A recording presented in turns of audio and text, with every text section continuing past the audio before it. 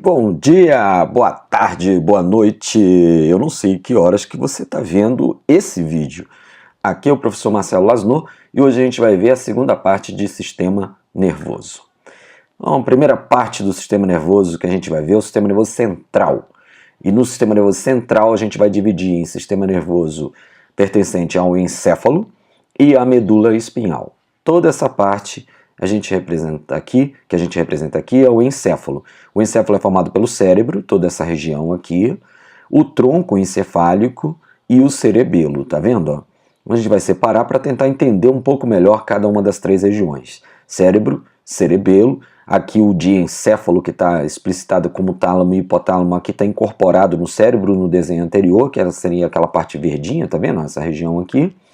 E o tronco encefálico, que é o restante, tá? O encéfalo, então, tem como órgãos assim que saltam aos olhos o cérebro e o cerebelo. Lembrando aqui que a posição é essa, né? A cabeça está voltada para lá, e então você está vendo que essa região aqui é a região dianteira do corpo, a região frontal do corpo. O cérebro é responsável por todas as funções complexas do corpo, julgamento, planejamento, razão, enfim, autocrítica, autocensura, linguagem, interpretação visual, tudo isso acontece no córtex cerebral, que é o grande mentor, vamos dizer assim, do corpo, e que muitos confundem com o próprio eu da pessoa, né? Tá aqui a região toda chamada de cérebro. O cérebro é capaz de fazer coisas absolutas, né? Como, por exemplo, né, esse aqui é um fato, um suicídio que foi praticado por um monge budista. Você vê que ele está queimando vivo, né? E, no entanto, ele se mantém em posição de meditação, dado o autocontrole cerebral sobre o próprio corpo, né? O cerebelo é um centro nervoso muito importante, com uma quantidade muito grande de neurônios, e está ligado com a manutenção do equilíbrio e toda a parte de coordenação motora do corpo. Inclusive, o cerebelo tem mais neurônios que o próprio cérebro, porque a questão motora é uma questão complexa, dificilmente copiada, inclusive nos sistemas artificiais de computação. Aqui, o detalhamento dessa região central do tronco, tá? E essa região aqui, tá, corresponde a corpo caloso, tálamo e hipotálamo. Aqui é a hipófise. Aqui essa região toda seria o tronco propriamente dito, com ponte e bulbo. Detalhe do cerebelo, que está aqui nessa região também, e o hemisfério lateral esquerdo, aqui, ó, nessa região. Bom, desses centros nervosos que estão nessa região ali, vamos destacar alguns, tá? O hipotálamo, uma região extremamente importante, a gente fala que é um verdadeiro centro de sobrevivência para o corpo, porque está ligado, entre outras funções, com a sede, com a fome, com o controle do sono e com o controle da temperatura corporal. O bulbo, uma região de extrema importância porque faz o controle cardiorrespiratório, ou seja, faz o controle da frequência cardíaca e da frequência respiratória. O sistema nervoso central não é composto apenas pelo encéfalo. A medula espinhal ou raquidiana, que vocês estão vendo aqui, protegida pelas vértebras, também faz parte dessa estrutura central. O que tem de especial na medula? A medula é uma grande integradora do corpo, porque faz com que a cabeça se associe com as demais partes de membros superiores, membros inferiores e região troncal. A medula, uma vez cortada, você percebe que ela tem duas cores, uma mais interna acinzentada e uma mais externa esbranquiçada. A gente chama a massa interna de substância cinzenta, onde acumulam os corpos celulares, e a zona periférica de substância branca, onde se acumulam os axônios, como vocês podem estar vendo aqui, ó.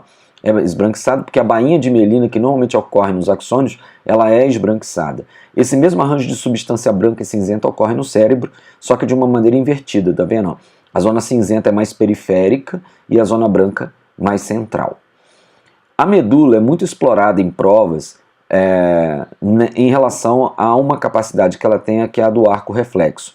Aqui vocês estão vendo exatamente isso, né? Bate-se aqui no joelho, você vê que um neurônio leva a informação para a medula, conecta com o outro e traz uma informação final, uma informação motora que vai promover a contração do quadríceps aqui, e a perna vai fazer o estiramento. Aqui é a medula, tá vendo? Aquela borboleta cinza central e a massa branca periférica. Quando o impulso muda de cor, é sinal de que ele muda de neurônio. Então vocês estão vendo aqui que no arco reflexo apenas 3 neurônios foram responsáveis por esse reflexo aqui. Esses dois neurônios são os neurônios imprescindíveis para um reflexo. O primeiro é o neurônio sensorial, tá vendo? E o segundo, o neurônio motor.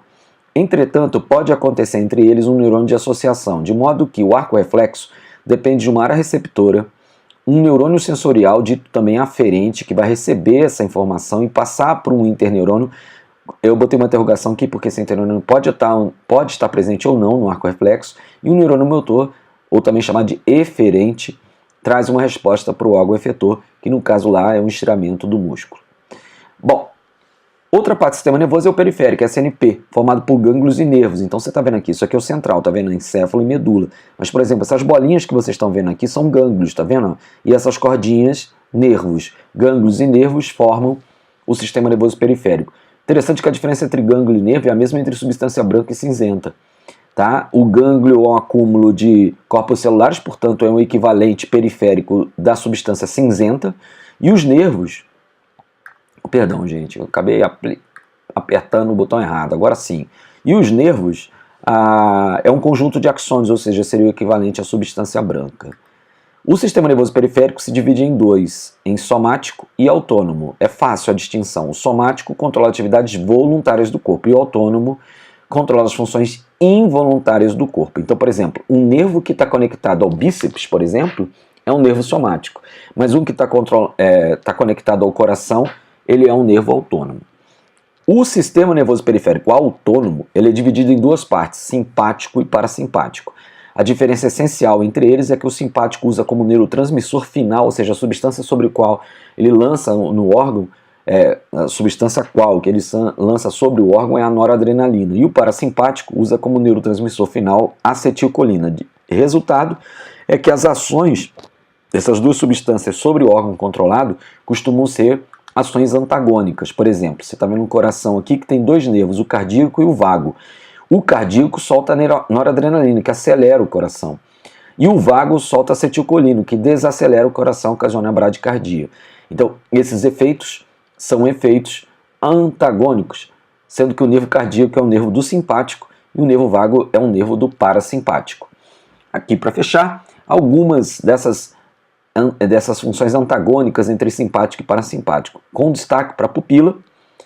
O simpático dilata, o parasimpático contrai. Detalhe para as glândulas salivares, o simpático diminui a secreção, assim como tudo relacionado ao sistema digestório, percebe?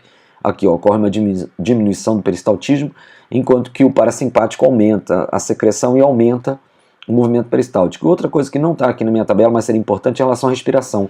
Tá? Porque o simpático faz broncodilatação, ou seja, abre as vias respiratórias, e o parasimpático diminui essas vias respiratórias. Eu botei nossa amiga aqui da bruxa de Blair dizendo, ai que medo, porque o medo, o susto, ele está ligado com as ações do simpático. Então o que acontece no susto? Pupila dilata, coração acelera, boca seca e a respiração tende a aumentar. E o parasimpático faz tudo ao contrário do que o simpático faz. É isso aí, pessoal, eu fui.